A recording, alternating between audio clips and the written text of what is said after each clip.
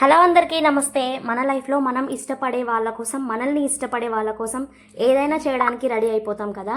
నా లైఫ్లో first priority ఎవరికి అని అడిగితే అది మాత్రం నా హస్బెండ్ అండ్ మా పాప అనే చెప్తాను. వీళ్ళిద్దరు నాకు రెండు కళ్ళ లాంటి వాళ్ళు.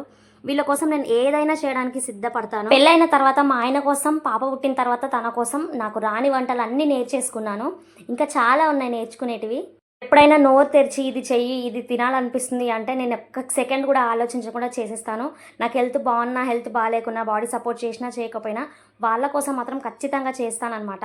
మనకిష్టమైన వాళ్ళు నోరు తెరిచి అడిగినప్పుడు చేయకుండా ఉంటామా? ఖచ్చితంగా చేస్తాం కదా. నేనే కాదు, చాలామంది హౌస్ వైఫ్స్ ఇలా ఉన్నారనుకుంటాను.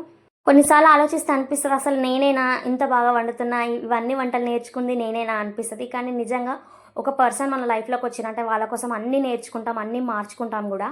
అయితే ఈ ఆలు బజ్జీ చాలా తక్కువ సార్లు చేసిన, ఎందుకో ఈరోజు చేయాలనిపించింది మా పాప కోసం.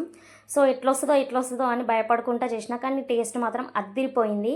అంటే నేను వంటలు ఇరగదీస్తా, కమ్మగా చేస్తా, వంటలక్కని మాస్టర్ చెఫ్ నేను చెప్పను, కానీ నేను చేసిన వంటలు పర్లేదు తినొచ్చు అనేటట్లు ఉంటాయి అనమాట. ఇంకా నేను, మా ఆయన, మా పాప ముగ్గురమే కాబట్టి ఎలా ఉన్నా తినేస్తామన్నమాట.